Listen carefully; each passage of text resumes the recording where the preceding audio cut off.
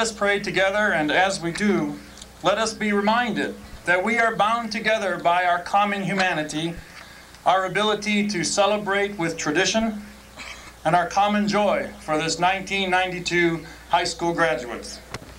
Let us pray.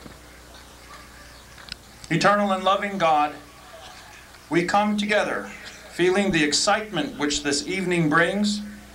We come acknowledging the feelings of accomplishment and achievements within our graduates. We come feeling great pride and great joy at the milestone these young people have attained. May each of us, O Lord, we pray, invite you into our hearts and our minds to stir us in ways which prepare each one of us so that we may acknowledge the gifts of these graduates. We pray that your Spirit continues to undergird them throughout their lives, and may they find fulfillment and contentment as they look back to the last 4 years of high school and as they commence forward onto further education or careers. Oh God, may each of us this night be granted a deeper awareness of life's countless blessings as we share these memorable moments with these graduates. All this we ask in your name, O Lord and our God. Amen. Please be seated.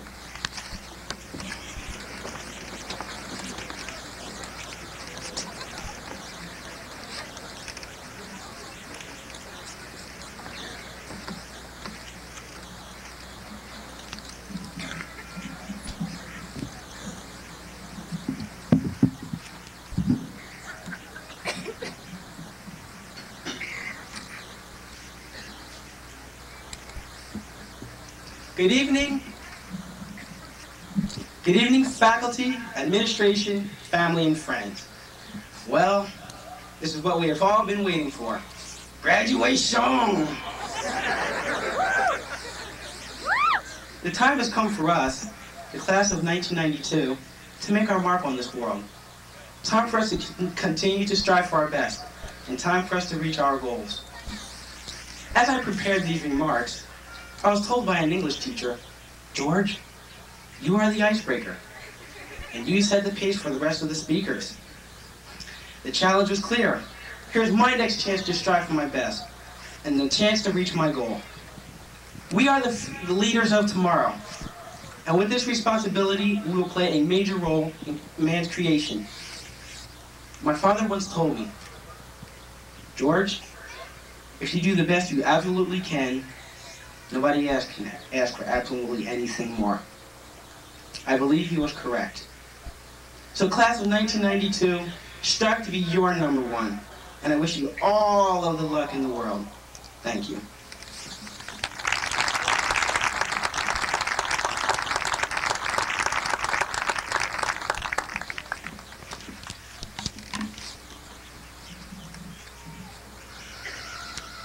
A dream is a very personal thing. I know this because I had a dream, and it turned sour. You see, I am a cross-country runner, and throughout the summer preceding my junior year, I was training for the upcoming season. I had a very specific goal. I fervently desired a place on the varsity squad, which consists of the top 7 runners on the team.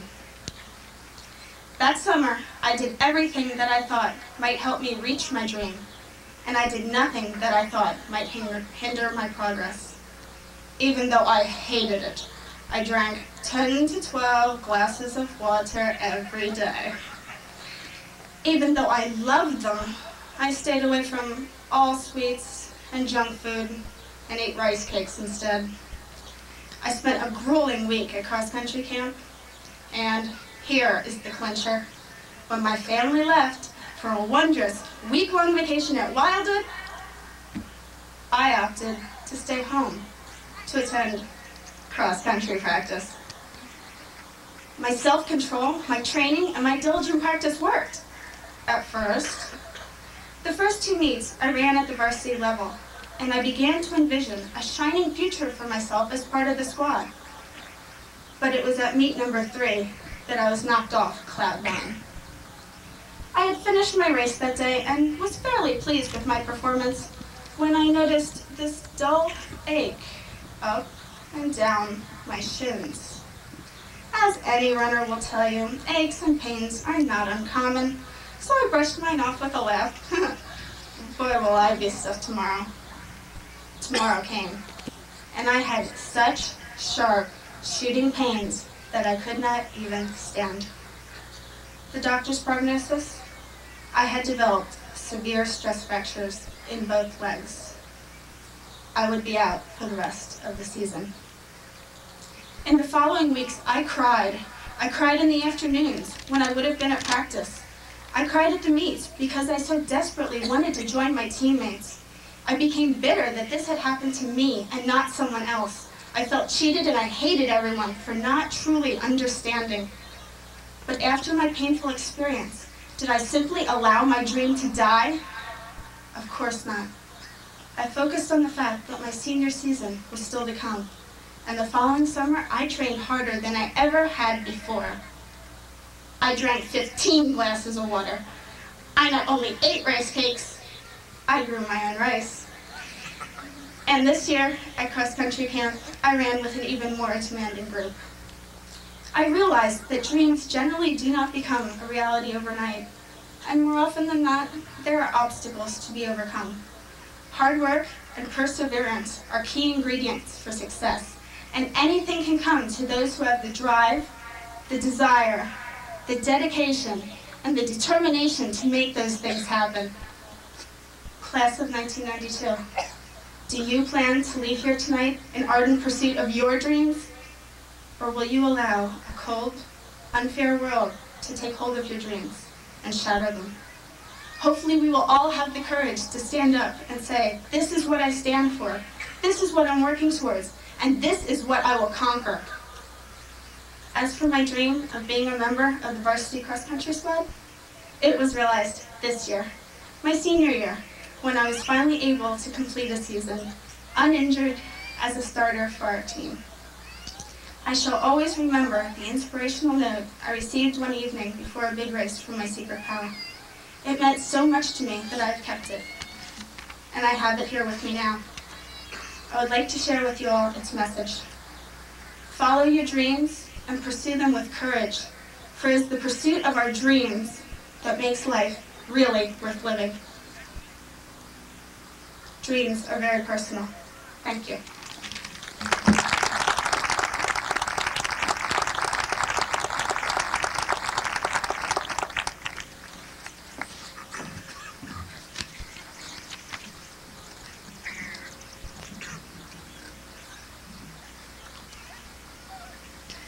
Everyone says your senior year will be your best high school year, and take my word for it, it is. Although, as I ponder this statement more in depth, I wonder what exactly made it the best of my high school years. Perhaps it was the teachers. Perhaps it was the student body. Maybe it was the extracurricular activities, or maybe it was the sporting events. After considering my options, one specific class seemed to come to mind that helped make this year the most enjoyable. Now, this class is like no other. It isn't a requirement, but it is the class that taught me an important lesson. Reflect with me for a moment, if you will. Imagine a 17-year-old girl in her senior year at high school. Her schedule isn't very hard, but it isn't really easy either. Instead of taking an invigorating study hall, she decides to take a fairly challenging class. So, she signs up for none other than woodshop. Yes, that's right. You heard me correctly. Woodshop. Now, this young girl has some sense of intelligence, but doesn't seem to know precisely where the woodshop area is located. Not only is she lost, but her surroundings seem to be changing as she searches for the room. The walls appear to be shrinking. The ceiling appears to be lowering. The floor appears to be rising. The lighting appears to be dimming. Every noise seems to be increasing in decibels. Her heartbeat becomes louder and louder and louder, until finally she finds the room. She opens the door hesitantly. The dusty, powdery scent of wood lingers in the air, drifting to her nostrils slowly. The sounds of pounding, sawing, cutting, sanding, and drilling engulf her ears. She sees large metal machines that come to life with the simple push of a button. Needless to say, she suddenly begins to have numerous second thoughts. Once she actually enters the wood shop, her doubts overpower her, and she soon becomes intimidated at the sights, sounds, and smells of the unfamiliar room, and especially its many interesting students. You see, it seems that all the students in this class are males. Not just regular, everyday, ordinary males, but males who are, in her opinion, woodshop experts. Males who have grown up around power tools all their lives. Many months pass, and this girl actually begins to enjoy woodshop and looks forward to it every day. The woodshop guys are always willing to lend that helpful hand or that simple piece of needed advice to the girl, being ever so careful not to dominate and take 100% control. They use extra special care to explain safety devices and patiently answer any questions she might have, no matter how many times she asks them. They also teach her to use the tools slowly. First, it's just the hammer. Then, it's the screwdriver. Soon, it's the mighty power drill, the massive belt sander, the versatile radial arm saw, the powerful wood turning lathe, the fearsome rotor combination machine, the ferocious vertical spindle sander, and, let's not forget, the ultra gruesome 230 volt, 2 horsepower, 3-phase, 3450 RPM Powermatic 214814 ugly mortising machine. Let's just say this girl was becoming a regular Jill woodshop. Yes, it is a true story, and if you haven't figured it out yet, I'm that girl. But what lesson did I learn? Well, I finally realized that I'm growing up. We all are. Each one of us is like a small piece of wood in shop class. Along the road to adulthood, we've been sanded along the edges of our personality. We've been drilled educationally in the mind. We've been clamped together in various course subjects, piece by piece. And we've been nailed into the final individual project. We are each our own self and are ready to set and achieve our goals. I know as I look to the future, I see many more challenging obstacles along the way. There also seems to be a repetition of feelings that will follow me through my endeavors. Doubts, intimidation, and second thoughts, to name a few. I know it's only a woodshop class now, but I think about what the future holds. Not just for me, but for all of us, the class of '92. Whether it's trying to pass the bar exam for some of us, or attempting to make it through medical school for others, or drafting blueprints for a building, teaching disabled children, doing electrical work on a home, fixing cars, cutting people's hair, or joining the military, one thing is for sure. We will each have our own woodshop obstacles in the future, and whatever the problem is, it can be overcome. You can learn to make it positive, and in the end you'll feel accomplishment and pride. But just remember to take each obstacle one machine at a time to build the future. Thank you.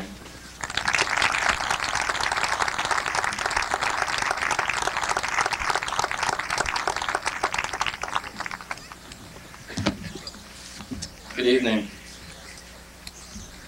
Now, I have heard many a learned man attempt to sum up what today really means, but none so poetically as Dr. Seuss. Yes, Dr. Seuss. You may be wondering why a senior of this fine class is quoting a child's book. It's because I could find nothing more appropriate that described today so simply and in such a humorous light, if I may.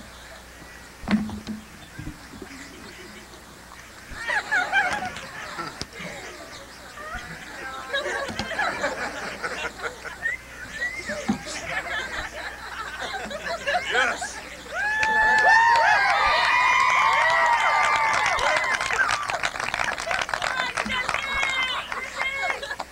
Congratulations! Today is our day. We're off to great places. We're off on our way.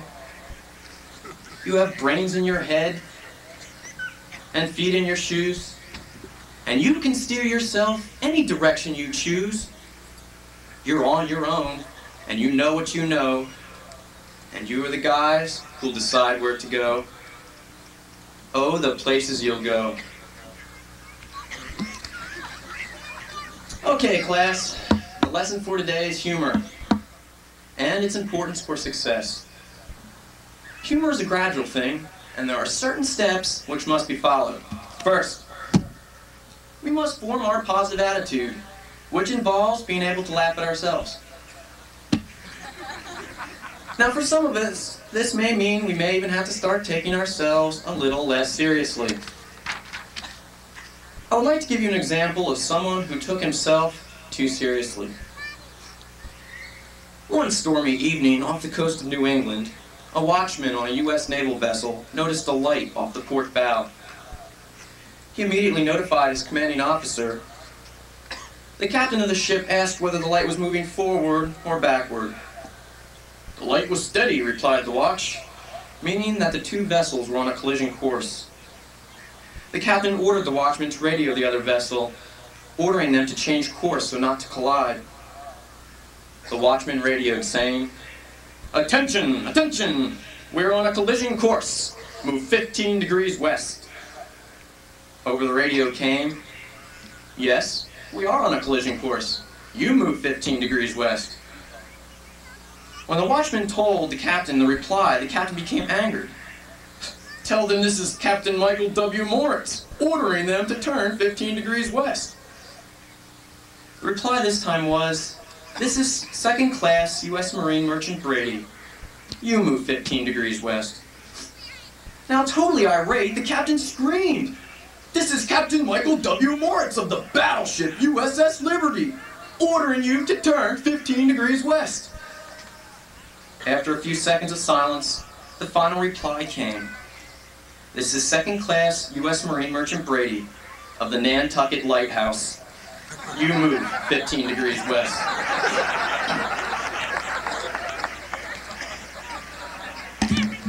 The reason our positive frame of mind is so important is because we will stumble and we will fall and things won't always go our way.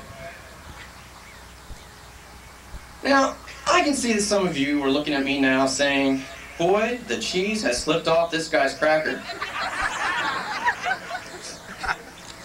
All I want to do today is tell you how I've gained some of my success with the help of humor. I can recall not too long ago an incident involving a brand new British literature book and a moving car. A student of this class left his newly acquired book on the roof of his car and then proceeded to drive away. The book and car took an instant liking to one another, bonded, and were last seen traveling west in a roar of engine noise and a flutter of flying papers. And all this boy could think about was the first day of Brit Lit class, when Mrs. Buckendorf made him write the cost of that book in the front cover in pen. 2 days before the end of the year, the student mustered enough courage to tell her what had happened. I figure it was the stupidity of the student, but with a smile and a few snickers from the back of the class, she reassured him that it was all right. That was it? What, no practice stares? No verbal tongue lashing. I found out later that day, however, that my story was used in her next classes to demonstrate the importance of book covers. Thank you, Mrs. Buckendorf, for having a sense of humor. Many of my successes have been attributed to such positive and humorous outlooks on life. I would like to leave the class of 1992 with the words of Dr. Seuss. And will you succeed? Yes, you will indeed. 98 3/4% guaranteed. Kids, you'll move mountains. So, be your name Jennifer or George or Jay or Mordecai Ali von Allen O'Shea. You're off to great places. We're off on our way. Class 1992, today is our day. Thank you so much for some great times. Go move some mountains. Thank you.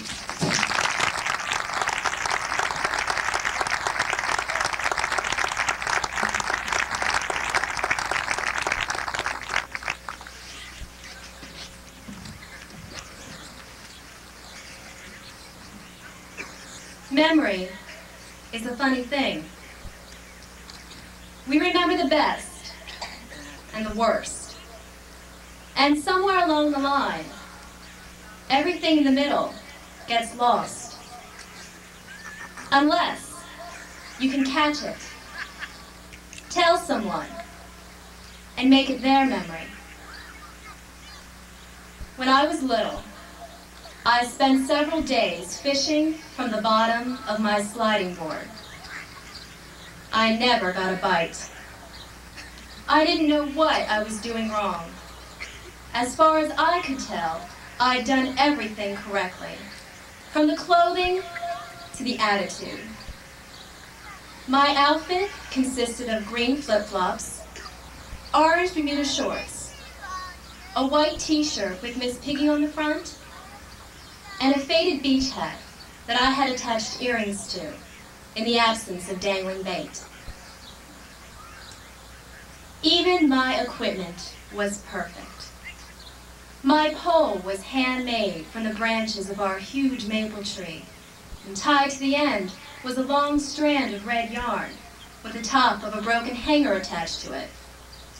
A stale cheese curl tempted the fish from the broken hook. I even had snacks. A tall Coke bottle sat in a shady spot beside me, and my mom had brought a peanut butter and jelly sandwich out in a Tupperware case, so I wouldn't have to risk losing the big one during a lunch break. I sat there in the warm sun, trying to lure the fish that I believed lurked in the gritty waters of my sandbox. But the fish weren't biting. Squinting through the dark lenses of my sunglasses, I had peered over the edge of the board into my sandbox. There was a blue shovel, a naked Barbie doll, a plastic something, but no fish were in sight. The first day, I had attributed my bad fishing luck to the cheese curl. It was too fresh. Tuesday had been because of the weather. It was too humid. Wednesday, my mood was the reason. It was too bad. And on the fourth day, although I considered the possibility that the cheese curl was now too stale, I had begun to wonder if I would ever catch the fish in my sandbox. The neighbors saw me fishing and laughed at what they thought was a little girl with an overactive imagination. The little boy next door, a constant annoyance, had laughed at me too, called me stupid, and insisted there were no fish in any sandboxes. Still, I sat there fishing. I wanted to catch the fish that were in my sandbox. I knew they were there, even if everyone else felt there was no point in my even trying. I am not that little girl anymore.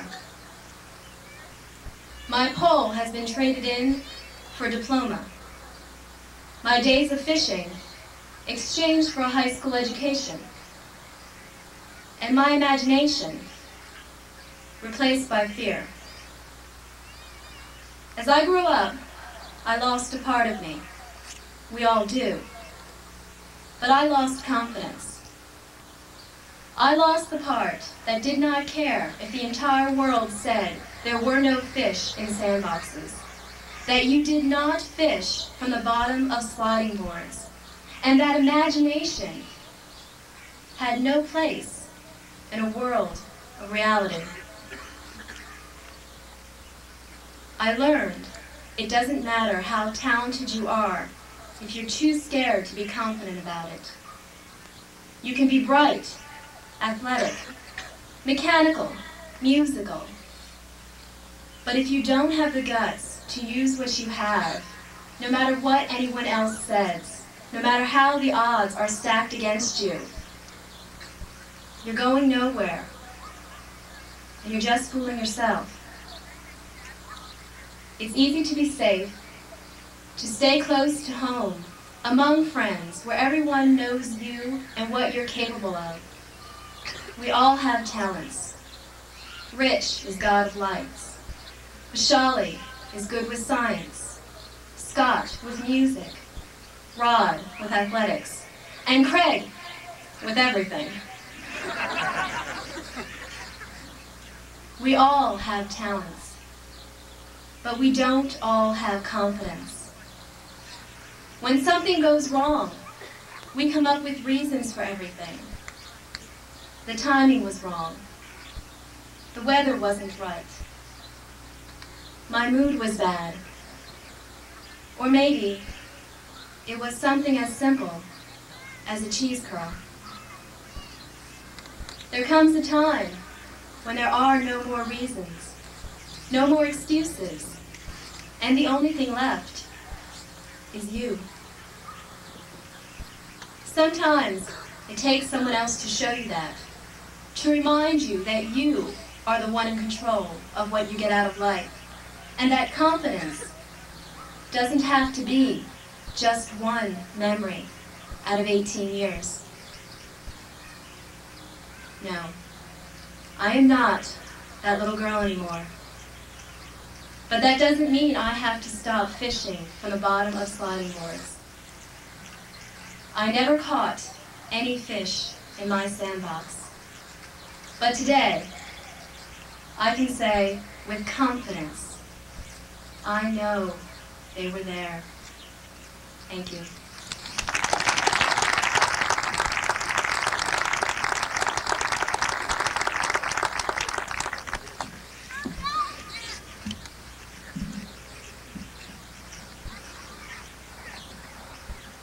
I am a refugee. As I look across the landscape, I can see the country which I have come to adopt and which has adopted me. And I remember that my home, Vietnam, lies silently somewhere out there, across the seas where the water is still and the mountains are breathing jade. It is 14 years now since the day the child became a man and the man became a child. June 16th, 1979. The morning arrived and we had packed all that we would need, all that we could carry, but not all that our hearts wanted to take along for that journey far away. Months of planning had gone into the next 24 hours, and it had to work or we would die. The parents realized this, and so did the grandfather. But the child did not understand. Forever to him meant tomorrow, or the next day. So the time came for parting, and the parents cried, and the relatives cried. But the grandfather held his composure as the child said goodbye, forever. Nighttime came as in a dream, and the small lights of Benjaya passed far behind them, still laughing in the distance, until there was nothing ahead and nothing above except the blinding darkness and the slow, undulating song of the crickets. Tired, the line of people went on, voiceless except for murmurs of prayer learned from childhood, taught by fathers, mothers, sisters that they would never see again, except in moments of sleep or memory.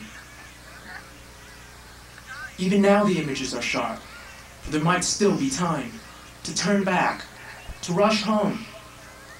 But these thoughts stay idle within, quiet, or else the wind may carry them to Viet Cong police waiting at every corner and every turn. But hopes carry on when skeletons of men can no longer move. Over on mindful countryside, where the bombs have grown silent, and the gunfire rings only in the mind. Trampling on rich red earth, stained and fed by the blood of those fallen, defending this land and these dreams, not for themselves, but for their children, who now must carry that dream somewhere else. Clutching life to their breasts, parents hold children even tighter to shield them from the sound which at any moment can bring death. The child too is afraid, without understanding why. Eternity drifts by with fear, with paintings of the past, and with each step towards the promise of a small fishing boat, freedom. What is there left now but fading warmth?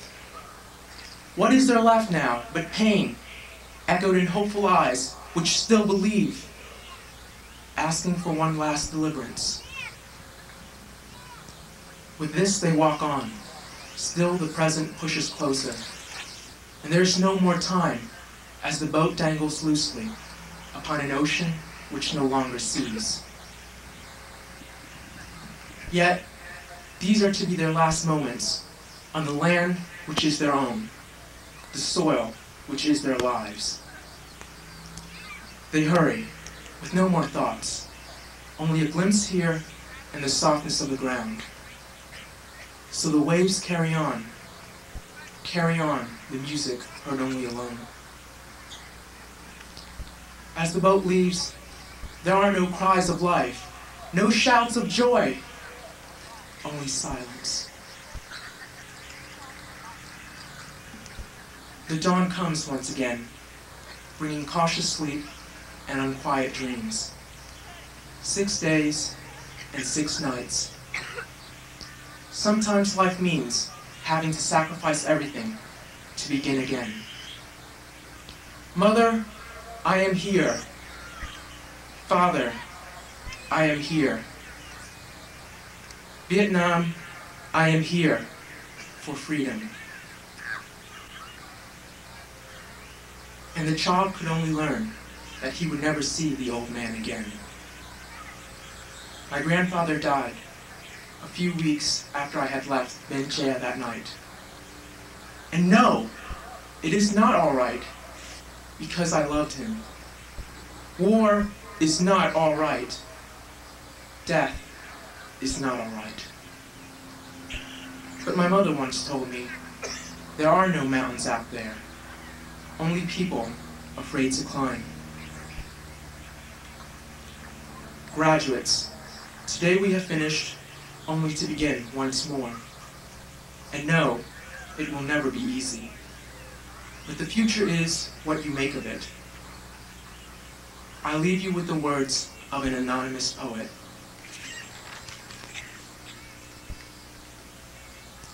After a while, you learn the subtle difference between holding a hand and chaining a soul.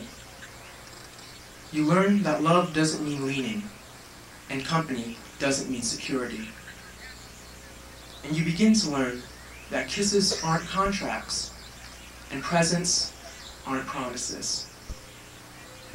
And you begin to accept your defeats with your head up and your eyes open. with the grace of an adult, not the grief of a child.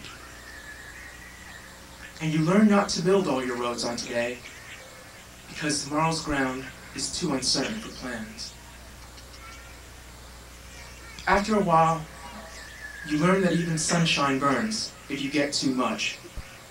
So plant your own garden and decorate your own soul, instead of waiting for someone to bring you flowers. After a while, you learn that you really can endure, that you really are strong, and that you really do have worth. Thank you.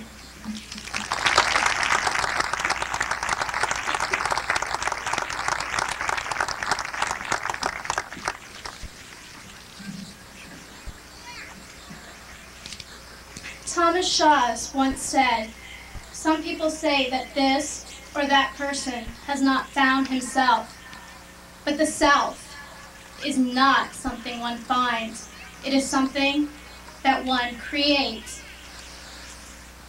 In essence, your life is a painting, which must be continually refined in order to attain your own masterpiece.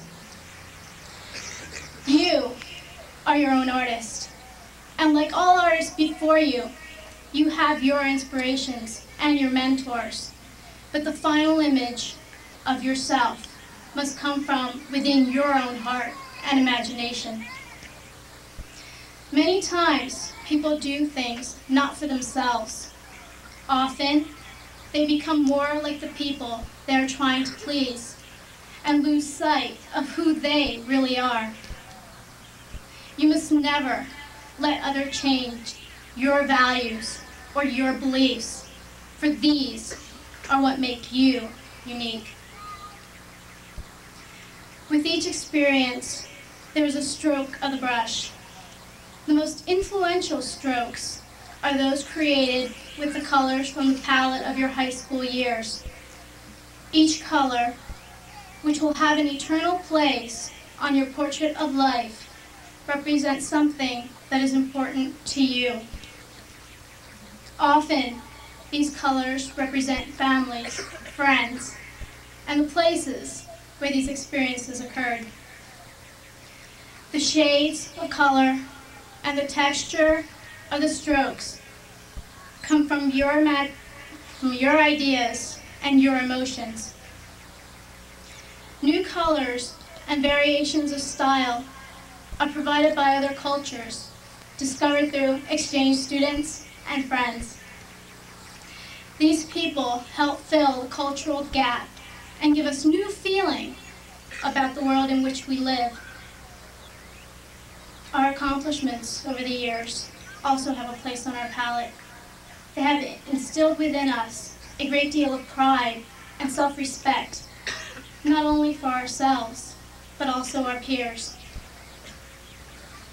While striving for these accomplishments, we've encountered many obstacles, which have given our paintings greater depth and more meaning. Nothing should be regarded as being too small or insignificant, because everything changes us in some way. During our high school years, goals are set, and dreams of the future are dreamt. These goals and dreams provide the concepts for our paintings.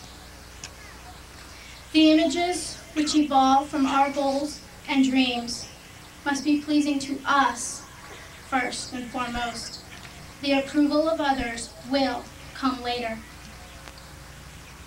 As our high school years come to a close and our steps through Exeter become few and far between, another fraction of our canvas is filled. When we look at this part of the painting, we must keep the memories close to our hearts. Perhaps we will see ourselves and remember our times as students. Possibly, we might see the old Exeter as it stands now. Perchance, we might see the people who walk the halls with us. But no matter what we have painted to remember these times, we must never forget who we are, where we were, and where we are going. At the conclusion of this evening, we will have completed another section of our paintings. but we must continue to develop our masterpieces, never losing sight of what they could be. As you proceed to fill the rest of your canvas, let your hopes be your inspirations, let your conscience be your guide, and let your heart and friends be your easel. Thank you, and good luck to the class of 1992.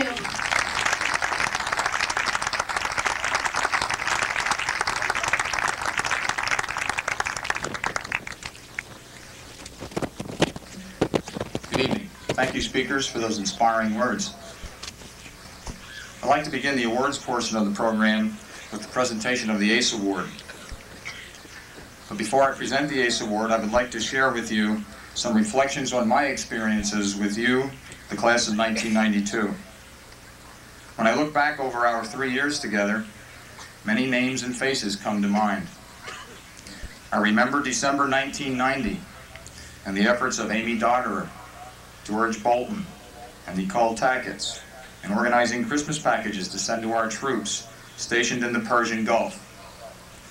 And how George Bolton made me laugh while we patiently waited on the loading dock at the post office, freezing for what seemed like an eternity. I remember during the 1990-91 wrestling season, intending to work out with a wrestling team. After about 2 minutes with Jason Bynowski, I changed my mind and decided to stick to basketball. Basketball. That brings me back to George Bolton and his partner in crime, Luis Diaz. And I remember one day earlier this spring when they teamed up on Two Tired Old Men. We still owe you for that one. I'll always remember the times when I would stop in to see Mr. Prout and Exeter's local fashion consultants, Danielle Ellenwood, Brandy Sherman, and Teresa Tahansky, would evaluate how well I had coordinated my outfit for the day. I'll never forget how many times I accidentally interrupted Nao Yoshida when she was meeting with Dr. Warshall. But Nao will forgive me because our birthday falls on the same day. I'll never forget January of 1992 when Exeter welcomed a new face from Madrid, Spain, Sarah Morales. To say that Sarah was at first overwhelmed is an understatement. I'll never forget the talks we had to reassure her that her experience here was only going to get better. Sarah, you know you will always have friends here in Exeter. These names and faces, as well as many, many others, will be what I remember and what I'll never forget when I think of the class of 1992.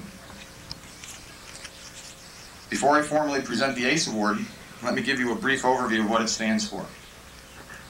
ACE stands for Attendance and Citizenship Excellence.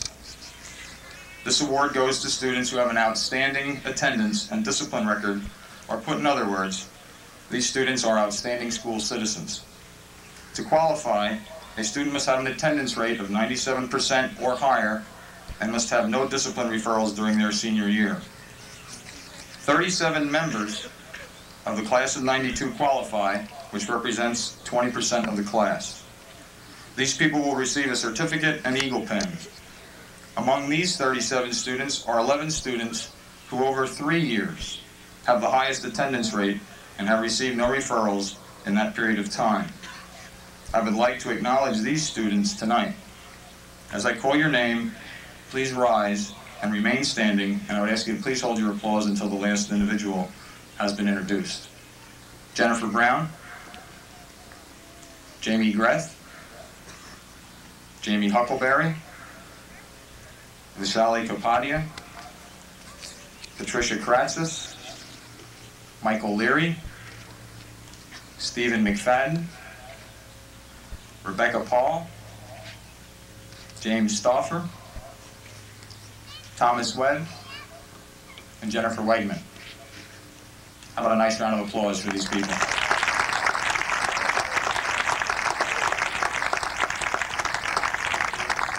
Over the last 3 years, these 11 people have an attendance rate of over 99%.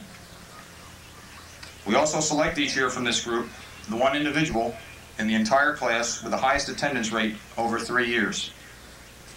For this distinction, the individual receives this personalized plaque and the person's name is placed on this plaque, which remains on display in our library. The 1992 recipient of the ACE Award goes to a young man who over 3 years missed only a day and a half of school. Think about that. Ladies and gentlemen, I am proud to present to you the 1992 Exeter High School ACE Award recipient, Stephen McFadden. Steve would like to come forward to receive your award.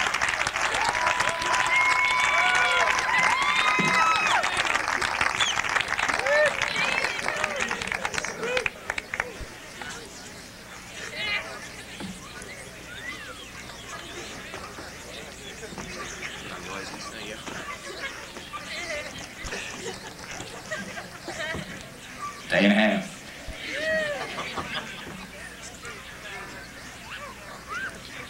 In closing, I would like to thank Mr. Koppenberg, the ETEA, and the Exeter Junior Senior High APT for their sponsorship of this award. Thank you very much. I'll now turn the program over to our principal, Mr. Kelly.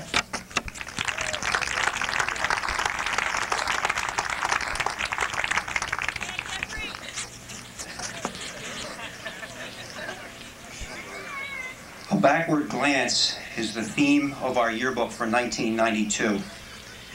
And I thought that it might be appropriate for us to just take a backward glance at Exeter, which is about to change in appearance and size. Exeter High School was built in 1954. At that time, there were less than 1,000 students in the school district, compared to 3,100 today. The building housed students in grades 7 through 12, and the graduating class was approximately 65. Today, there are 187 graduates, and we anticipate classes of over 250 in the near future. 1954, 20 years before most of the graduates were born. 1954 was the year that the Cleveland Indians played in the World Series. Come to think of it, it was the last year that Cleveland played in the World Series. I was in elementary school, and a haircut cost 25 cents. And yes, graduates, there was enough hair to cut in 1954. The entire community has changed so much in the past 38 years. On 422, at that time, it consisted of Vensky's Miniature Golf, the Mount Penn Drive-In, King's Ice Cream, and A&W Root Beer. Today, we have over 100 businesses. Thousands of students have graduated from Exeter over those years. Some of the staff and students that come to mind are the administrators Luther Lausch, Dale Reinecker, Steve Ruth, Claude Dundor, and Don McLean. Teachers Les Skinner, Tom Hansen, Arlene Harmon, and Anna Brown, Jim Sutton. Scholars David Eshelman and Lillian Jalil, and athletes Tom Wenzel, Charlie Booker, Jan Strauss, and Betsy King. These people, along with thousands of other individuals, taught, learned, laughed, cried, cheered, and lived at Exeter High School. They were all part of the past Exeter community. With the 1992-93 school year comes a new Exeter in terms of a new building with a 1,000-seat auditorium located on this side of the school, an over 1,200-seat gymnasium located on this side, and many new classrooms. But this building project has been nothing more than a fairy tale, and quite honestly, a lot of inconvenience for this class. Cement floors and parking problems, to mention just two of those inconveniences. Class of 1992, I hope you can forget the frustrations and remember the good times. The school musicals of Time and Time Again and Little Abner, The Odd Couple, the proms at Stokesay Castle, the band trips, the football games, the basketball games, and 3 years of classes. But rather than a backward glance, let's look forward. Forward to a new and exciting life as high school graduates. Surely events such as Desert Storm and names like Magic Johnson cause fear and concern. But the youthfulness, the intelligence, and the potential that each of you possess are more than enough to overcome the hurdles of life. In a few minutes, you'll walk up those steps and you'll begin a life after high school. Remember that you can always take a backward glance to both the old and the new Exeter, which we hope have prepared you for the future. On behalf of the entire staff, I would like to wish you health, success, and happiness. We will miss you, the class of 1992.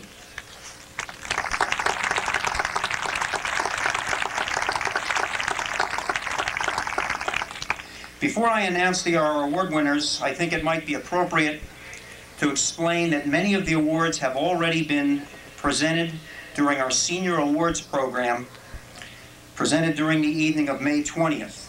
We will announce this evening only those students who have not yet been recognized. Please hold your applause until all names have been announced. Seniors, please stand when your name is called and be seated when the next name is presented. Sean Andrews. Sean is the recipient of the Outstanding in Civic Responsibility presented by Bolarama. Melissa Jack. Missy is the recipient of Outstanding in Civic Responsibility presented by the Mount Penn Rotary Club. Vishali Kapadia, First in Scholarship, presented by the Patriotic Order of Sons of America. Corey Stankiewicz, Second in Scholarship, presented by the Patriotic Order Sons of America. They were what is known as our Eagle Award pen sets, and now I would like to announce the winners of the non-Eagle Awards. Jennifer Bosler. Jenny is the recipient of the George Hand Memorial, which is a $100 savings bond and plaque, and also the Exeter Township School District Athletic Department Best All-Around Athlete, $50. Jennifer Brown, Exeter Township Education Association, $300 scholarship.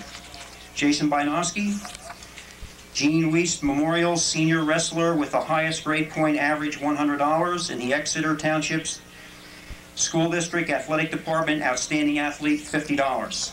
Douglas Clark, the Deceased Football Players Memorial, $100. Jennifer Cope, the Alpha Iota Sorority Running Alumni Chapter, $200. Stephanie Dibler, Exeter Township School District Athletic Department Outstanding Athlete, $50. Angela Francis, Angie gets the Exeter Township Education Association $400 scholarship. Janie Greth, Lorraine APT $500 scholarship. The Exeter Township Education Association $400 scholarship. Erica Hartman, Exeter Township Education Association $300 scholarship.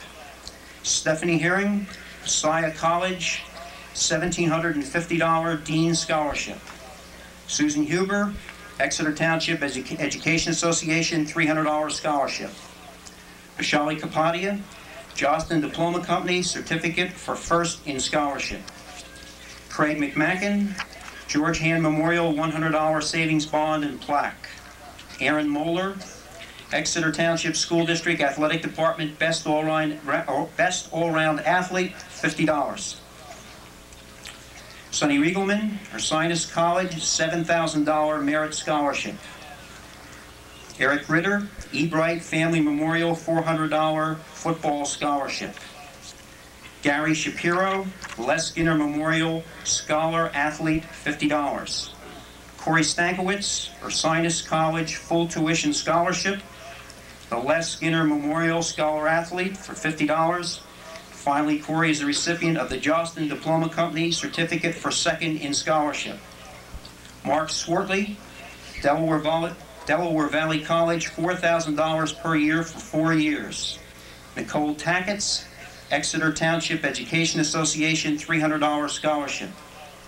Anthony Trumbull, Drexel University, full tuition scholarship. Would you please join me in a round of applause for all these recipients?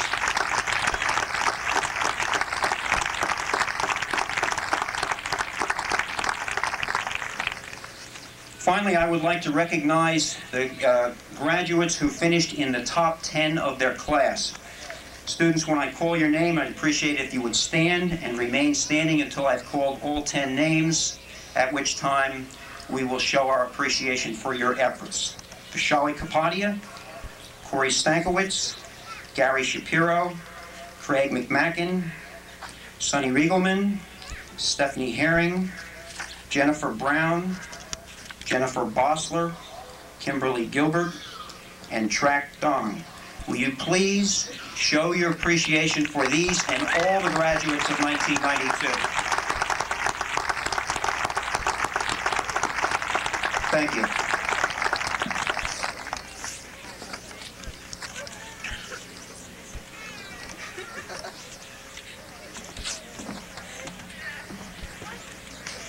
Ladies and gentlemen, before presenting the class to the Vice President of the Board, I would like to review some facts concerning its makeup.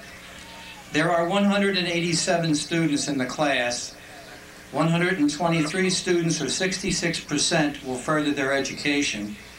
Of this number, 96 students, or 51%, will be attending four-year colleges. 19 students will be attending two-year colleges. 8 students will be attending business, trade, or technical schools.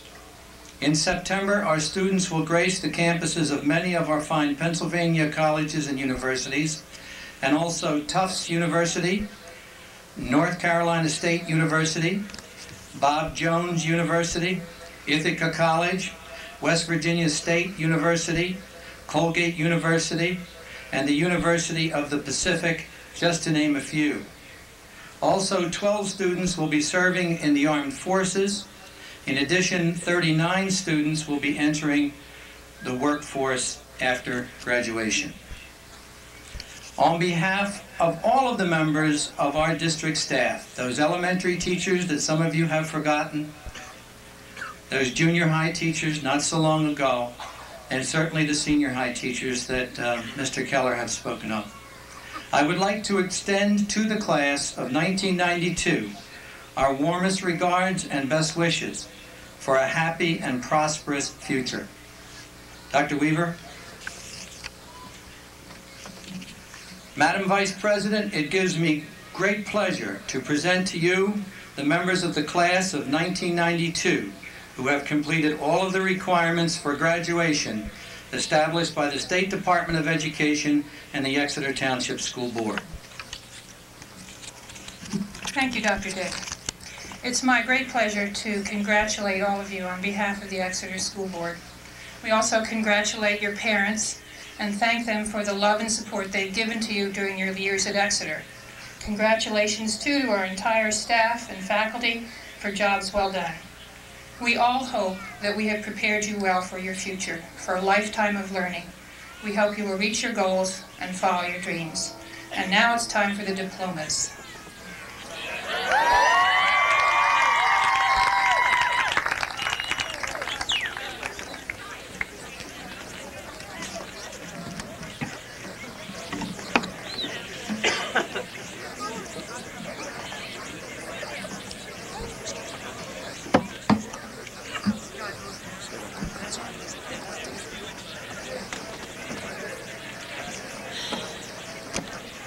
Tammy Danielle Amoroso.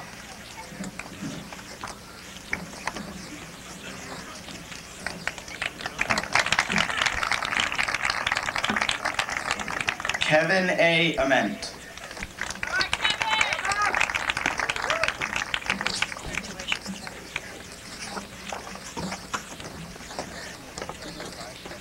Patricia Ann Praxis. Patty will be attending Shippensburg University, majoring in criminal justice. Michael D. Ambrose. Mike plans to continue working in the field he trained in at Votech, carpentry.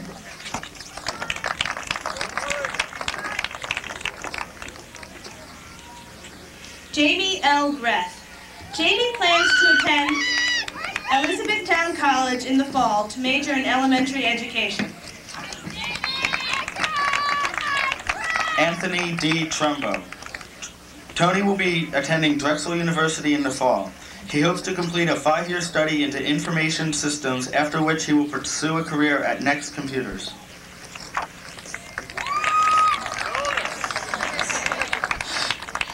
Stephanie L. Deibler.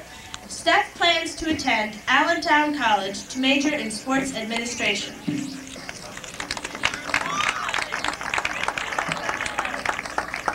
Eric C. Stoltzfus. Eric will be attending Penn State Berks campus.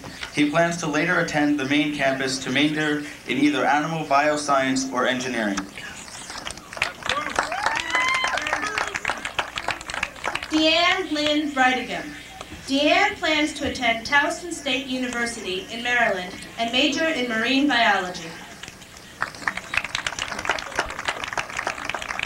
Daniel B. Perkowski.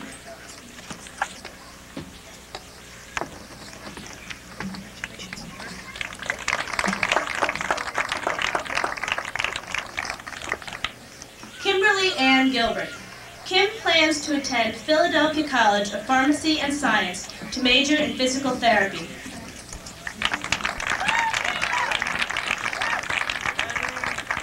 Frederick Franklin Noecker II.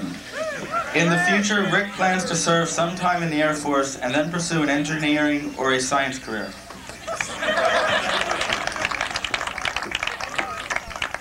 Jennifer Lynn Bosler. Jen plans to attend Penn State main campus, majoring in engineering.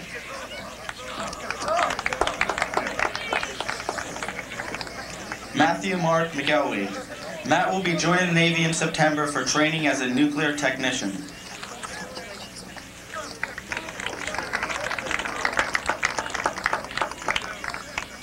Stephanie L. Hearing.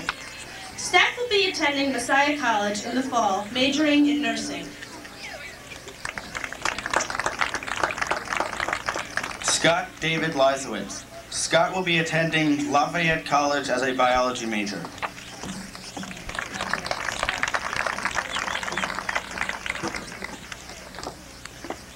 Sonia Elizabeth Riegelman. Sunny will be attending Ursinus College, majoring in English with a concentration in creative writing.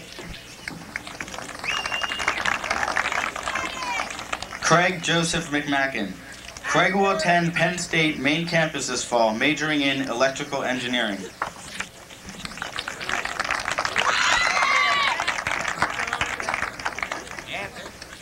Becky Michelle Arnold.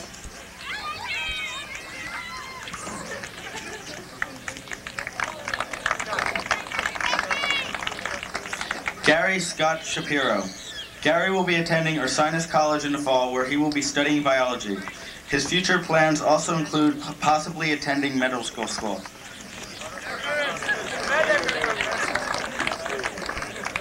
Tiana Dream Beecroft. Tiana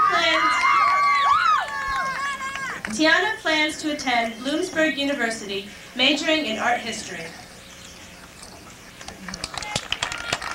Sean Matthew Andrews. Sean plans to attend Westchester University as an open major, concentrating in areas that relate to the recording and business ends of the music industry. Kimberly Ann Bendekovitz. Kim plans to seek employment as a teacher's assistant.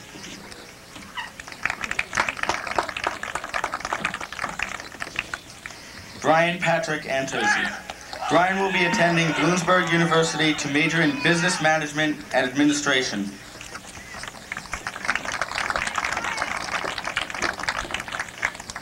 Heather Lee Burney. Heather will be attending Penn State Berks campus, majoring in psychology. Jay A. Arnold. Jay is going into a law enforcement program where he will study and train to be a police officer.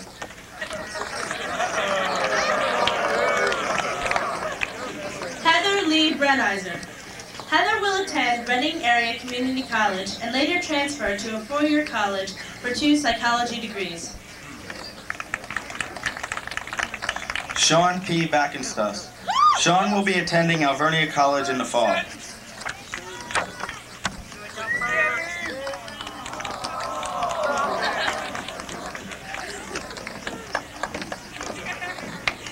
Josephine Cambria. Joe plans to attend Alvernia College.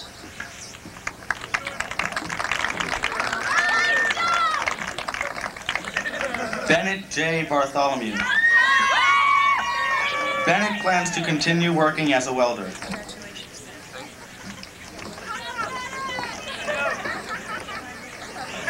Jennifer M. Cope. Jen will be majoring in business management at Lock Haven.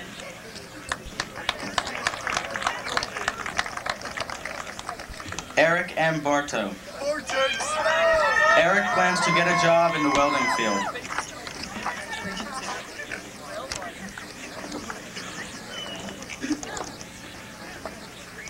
Anna Christina Helena Danielson. Anna plans to return to Sweden to complete high school and later attend Uppsala University.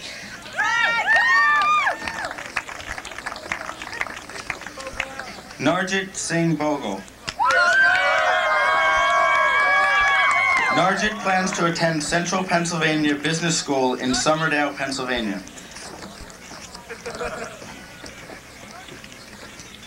Shannon Cherie Deeds.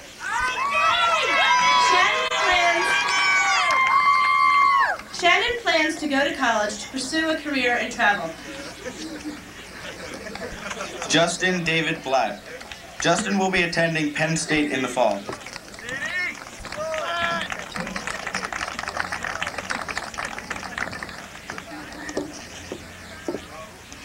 Amy Janelle Dotterer.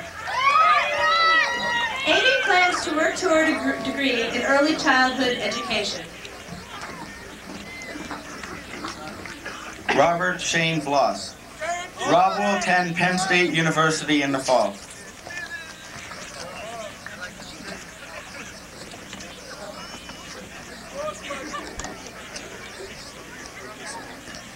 Danielle Lee Ellenwood.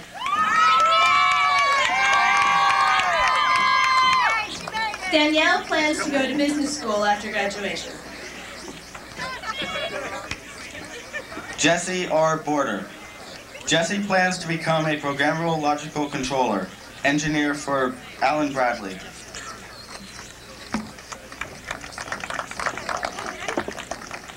Susan Louise Huber.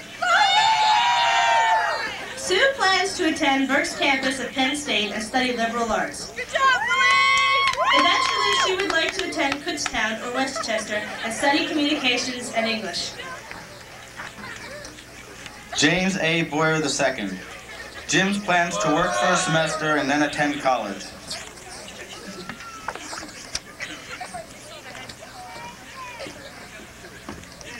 Jamie Lynn Huckleberry. Jamie plans to attend East Stroudsburg University to major in business management. Douglas Scott Clark, Jr. Doug plans to attend Penn State main campus and major in health and human development. Kristen Diane Blair.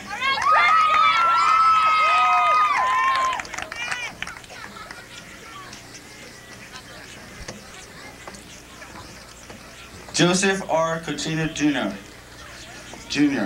Joe plans to go into the building trades.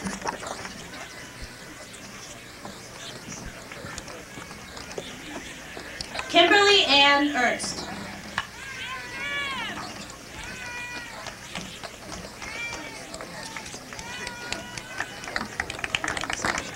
Christopher Michael Breitenstein.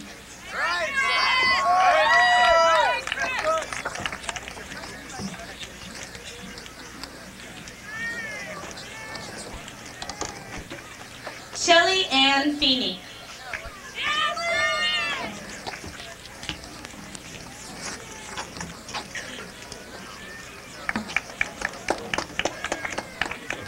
Jason J. Bainovsky.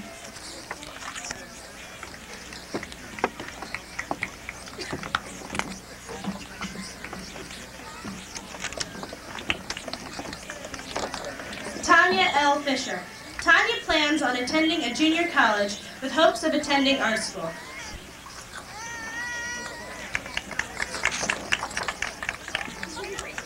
Bruce O. Chard.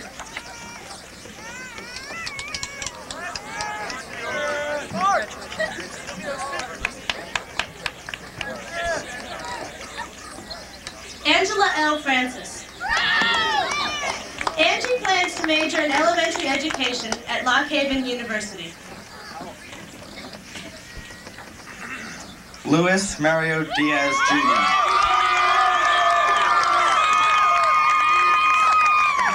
Lewis plans to attend Millersville University and major in graphic technology education. Catherine Ann Grimm. After graduation, Catherine plans to attend Mansfield University. Brian C. Dowie.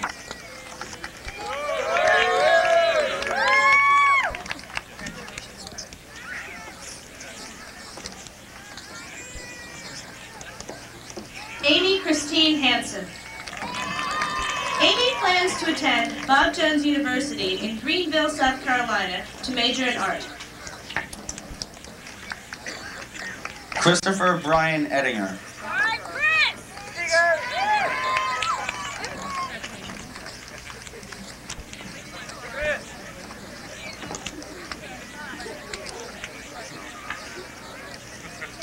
Erica Maud Hartman. Erica plans to attend East Stroudsburg University, majoring in special education. Stephen J. Ellison. Steve plans to join the Army Reserve program.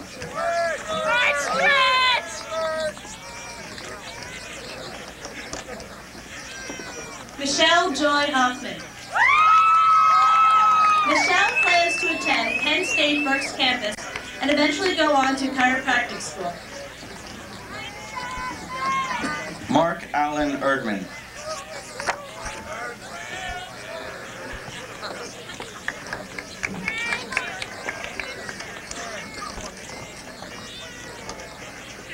Tisha Nicole Hoffman.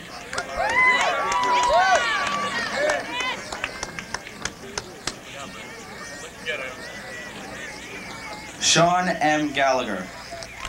Sean plans to attend North Carolina State University in the fall to major in aerospace engineering. Margaret Ann Hoke. Meg plans on a career in business.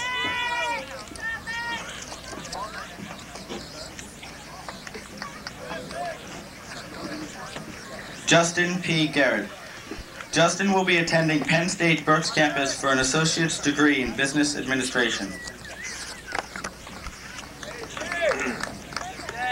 Heather Ann Houck. Heather will attend Bloomsburg University and major in elementary education.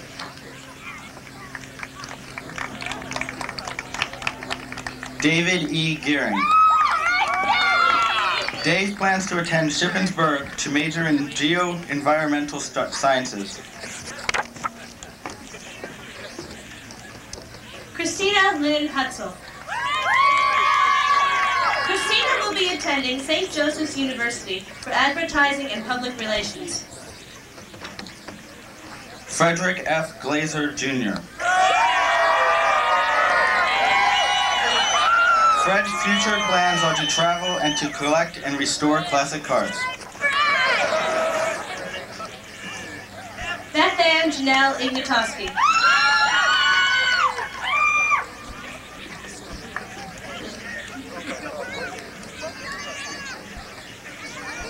Jason Howard Gross. Jason plans to become a psychologist.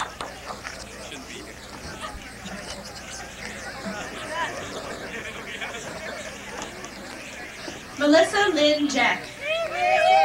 Missy plans to attend Westchester University to enroll in the pre-medical program while majoring in biology with a concentration in the cell and molecular studies.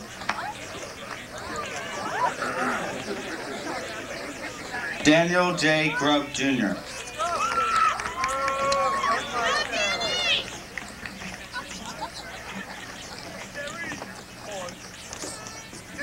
Clover Michael Johnson. Clover will be attending Temple University in the fall as a communications major.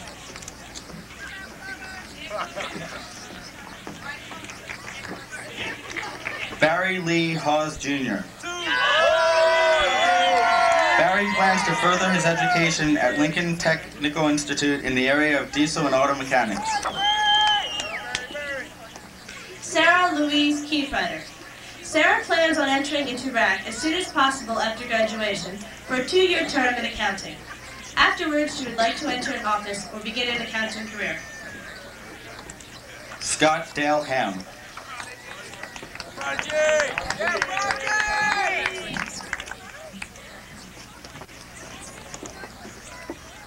Sheila J. Kircher.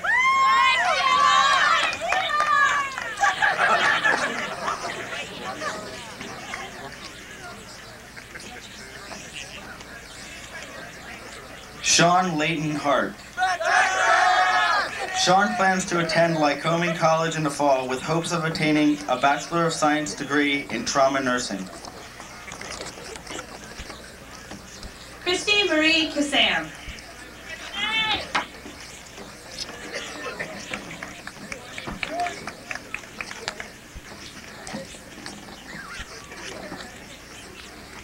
William J. Hassler. Bill plans to work as a plumber after graduation.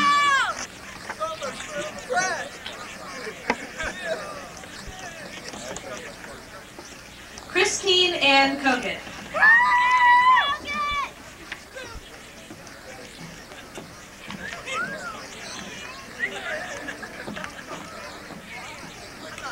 Andrew S. Heifer. Andy plans to further his education in the field of law.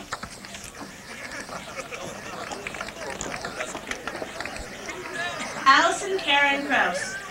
Allison plans to take a year off from school to work, then possibly attend Kutztown University in the fall of 1993. Patrick Joseph Higgins.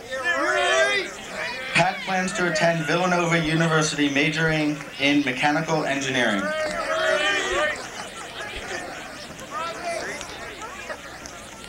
Bambi Lynn Kreischer.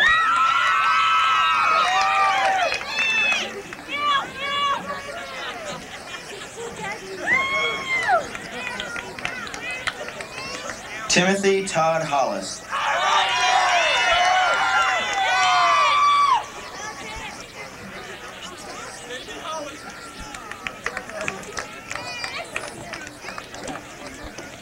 Jennifer M. Kreischer. Graduated from Burke's Votech East Cosmetology program. Jen plans to work as a beautician and someday own her own shop. Chris F. Huber. Chris is planning to attend Albright College and major in social sciences.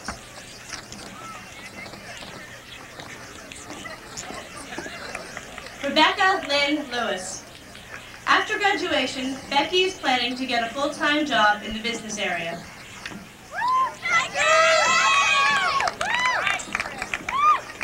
James R. Huckleberry Jr. Jim plans to attend Widener University to pursue a career in the field of engineering. Karen Liddy. Karen will be attending Alvernia for 4 years.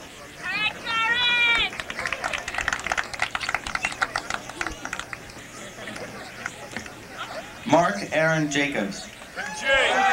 Mark plans to attend Ithaca College after graduation.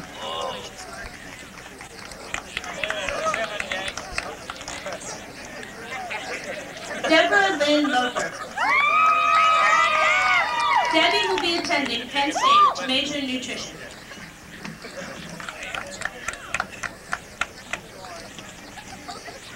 Wayne Leslie Johnson. Wayne plans to continue his music career in college and further his education in the Army ROTC. Tammy Lynn Long.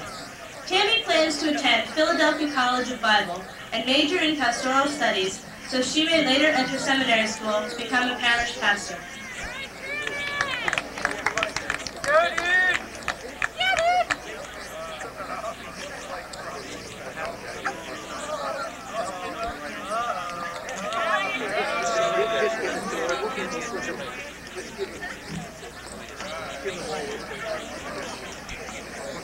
Matthew Xavier Kane.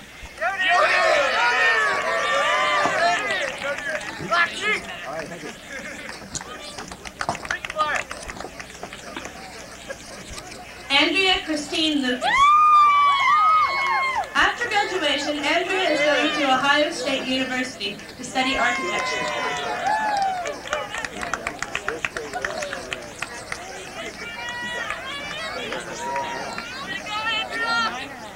Chris Kurzakowski.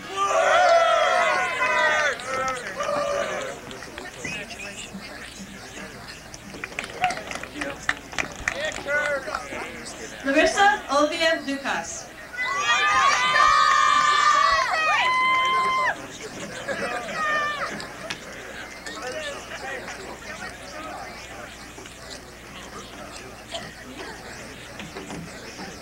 Scott R. Klein.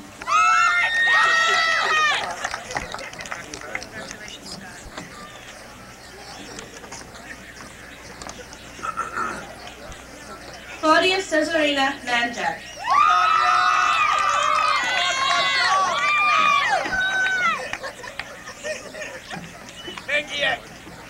Demetrius E. Clevis. Demet will be working for his father.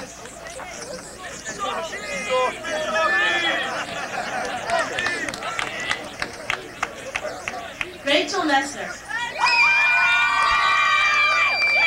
Rachel hopes to own her own beauty salon. Scott M. Krivitsky.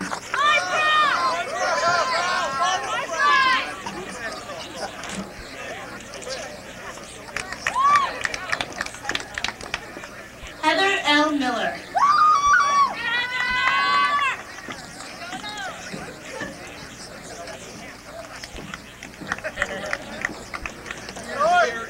Michael Scott Leary. Mike will be attending Lock Haven University and major in communications.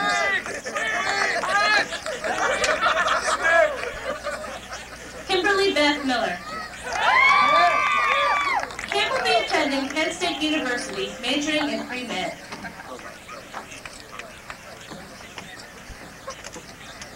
Ronnie R. Loeb, Jr.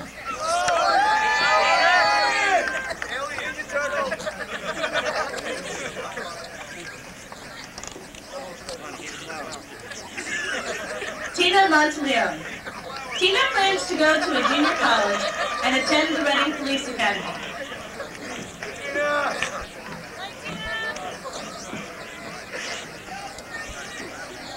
Richard Matajazic.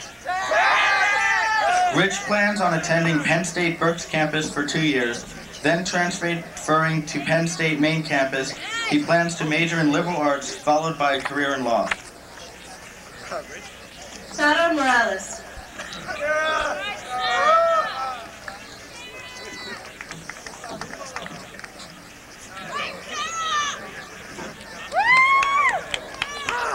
Stephen Michael McFadden. Steve will be attending Villanova University, majoring in electrical engineering. Tanya Lynn Nye. Now that she has graduated, Tanya plans to further her education in the computer field. She's planning to take courses at Reading Area Community College. Lawrence L. Miller, Jr. Larry has been taking up plumbing and heating at Berks Votech East for 3 years. His future plans are to further his career at apprentice school. Rebecca Aaron Hall. Becky will attend Millersville University, majoring in psychology.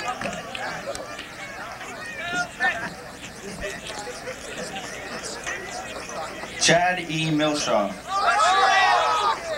Chad plans to enter the military and further his education through college.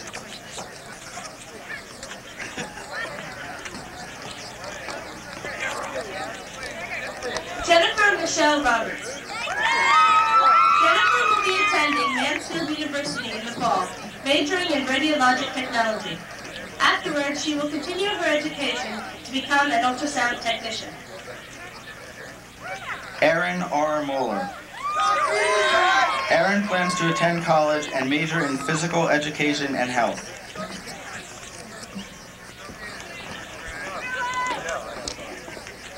Jennifer A. Rouse. Jen will be attending Albright College, majoring in psychology.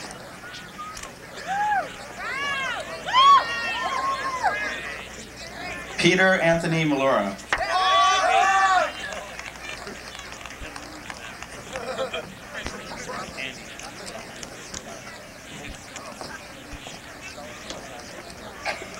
Bonnie Lynn Satter. Bonnie plans to enter the world of business after graduation.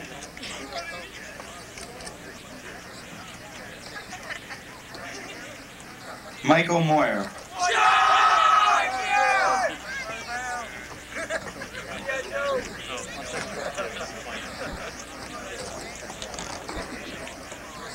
Amy Renee Seidel.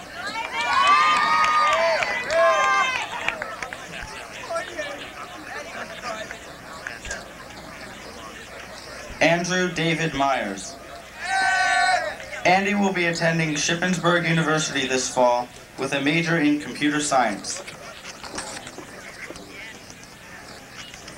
Tiffany Ann Seidel. After graduation, Tiffany plans to go to Northampton Community College to study fashion marketing. Jason Christopher Nisley.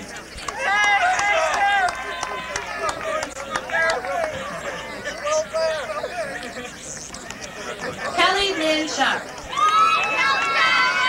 Kelly plans to pursue a career in the health or insurance industry.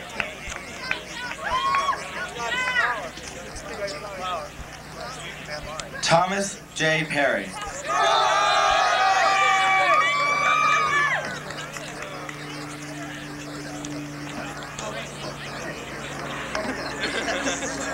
Brandy S. Sherman.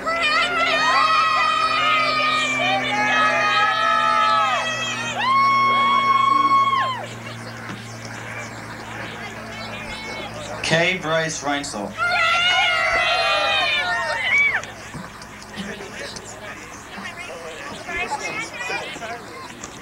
Christine Lynn Spain. Christine will be attending Reading Area Community College, majoring in communications. David W. Reese. David plans to go to college and then join the U.S. Army.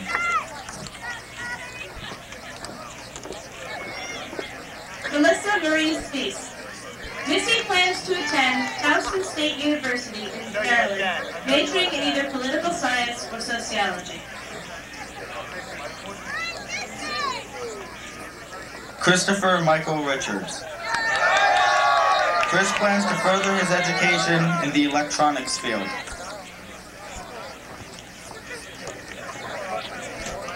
Christy Lynn Stanford. Christy plans to attend Northampton College to study communications. Eric J. Ritter. Eric will be attending Susquehanna University in the fall.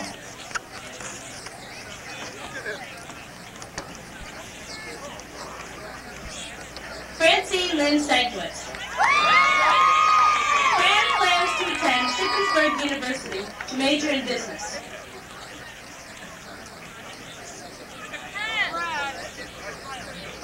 T. Bradley Roche.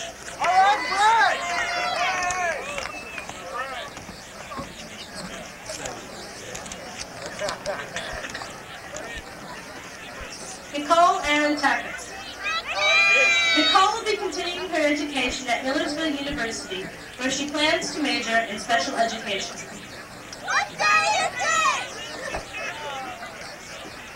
Miguel Rutt. Miguel plans to study law in Barcelona when he returns to Spain.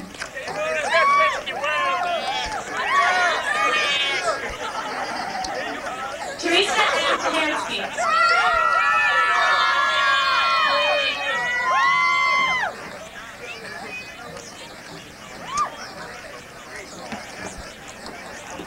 Michael R. Rowe.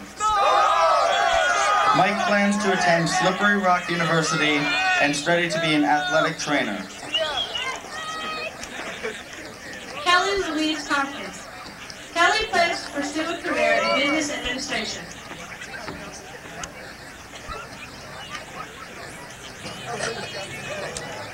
Douglas B. Schott.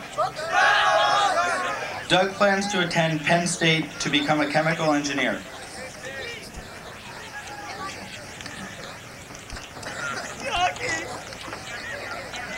Christy Lane Yoder. Christy would like to pursue a career in retailing.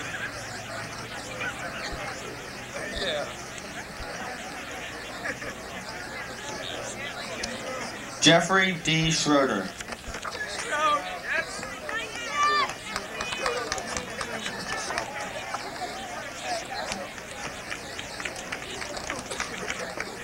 Scott Allen Newman. Scott plans to attend Pennsylvania College of Technology to study welding. Ashish A.J. Shah. Ashish wishes to pursue a career in the medical field, eventually becoming a pediatrician. Gregory J. O'Donnell. Greg plans to attend Alvernia College after graduation and major in elementary education.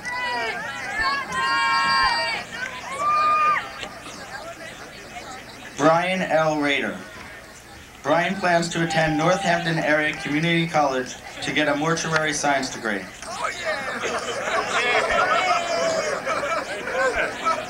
Jeffrey W. Roberts. Jeff plans to attend the University of Delaware, majoring in business.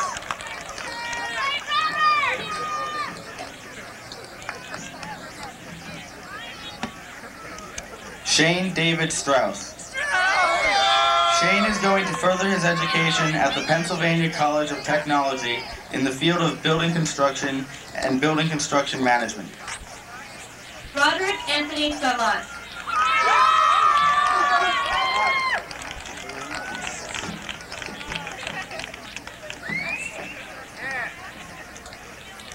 Mark David Swartley. Upon his graduation, Mark will be attending Delaware Valley College. He is planning to major in landscape contracting. Joel S. Showalter. Joel will be attending Bloomsburg University in the fall, majoring in accounting.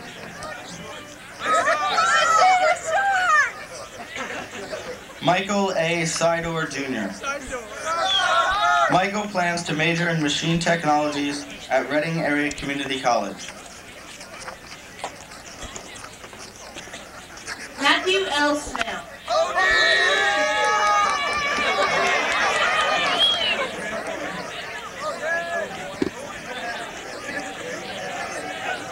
Jason Lee Terwilliger. Jason has spent the last 3 years taking up plumbing and heating at Votech, and he has the desire for a successful career in this field. James L. Stoffer. Jim is unsure of his future plans.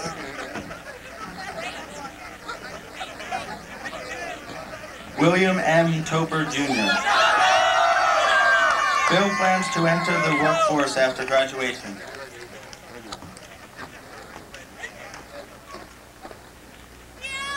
Nathan David Storms.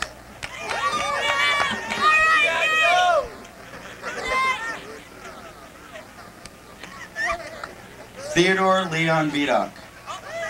Ted plans to further his education by studying at Virginia Polytechnic Institute and State University in the fall.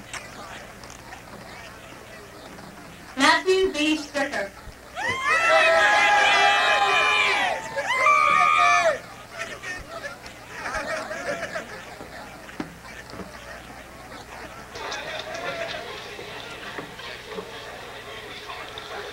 Thomas G. Webb. Tom plans to attend Penn State University in pursuit of a bachelor's degree in business administration. Upon graduation, he hopes to open a sporting goods store. Peter Scott Wursler. Pete plans to go to college and then begin a career in the art field.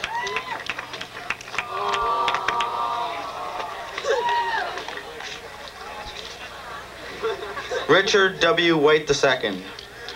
Rich plans to attend Penn State Berks campus for 2 years in electrical engineering. His dream in life is to become a professional lighting director. Jeffrey B. Zintek. Jeff plans to attend Berks campus majoring in exercise and sports science. Jess R. Wiest. Jesse plans to continue in the electrical field, his area of study at Votech.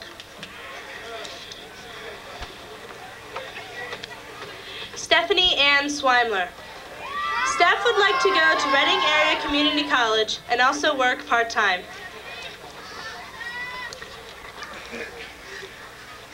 Laura Lee White. Laura plans to attend Kutztown University and major in elementary education. Julie Ann Uravith. Julie wants to pursue a career in the child care field.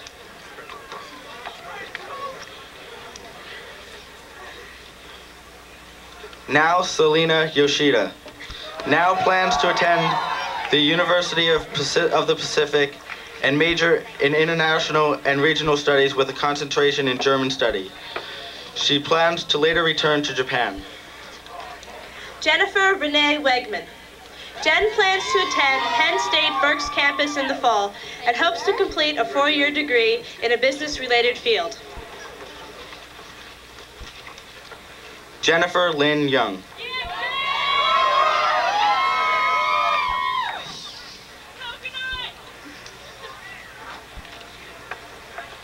Shelley Lynn Wenzel. Shelley plans to attend Kutztown University and major in psychology.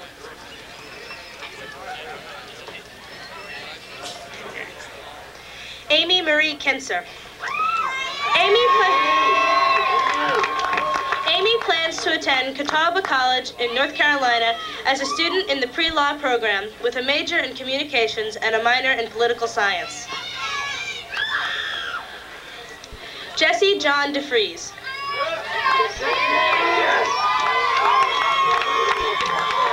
Jesse plans to attend the University of Delaware in the fall to major in political science. He hopes to enter law school upon the completion of his degree. Jennifer Lee Brown. Jen plans to attend Millersville University as an English major in their honors program. Track M. Jung. Track will be entering the pre-medical program at Tufts University with a double major in biology and English.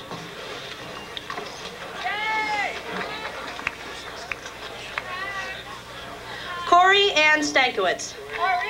Corey will be attending Ursinus College in the fall, possibly to pursue an independent major.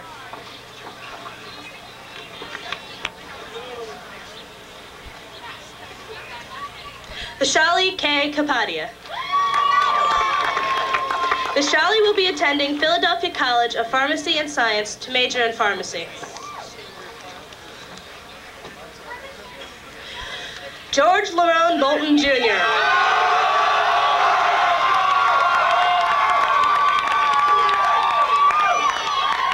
George plans to attend Kutztown University and major in psychology.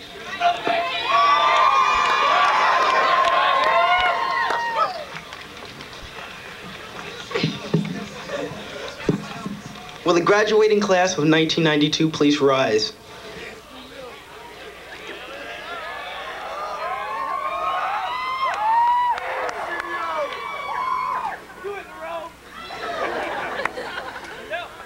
From seniors to alumni.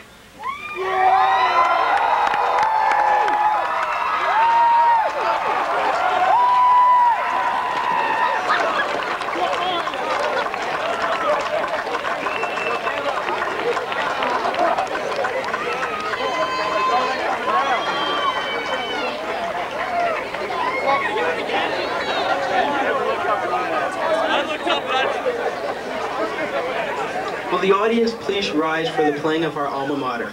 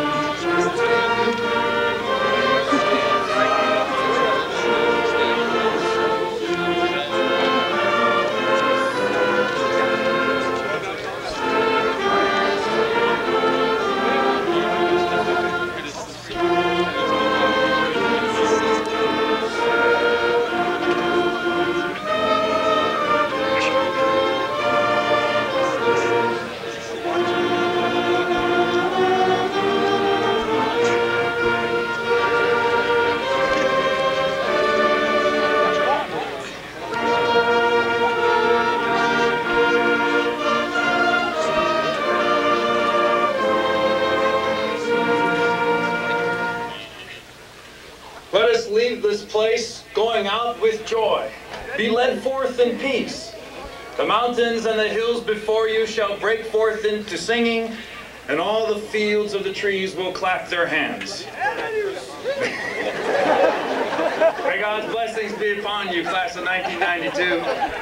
And let us all go forth from this night, filled with the power of the Holy Spirit. Amen.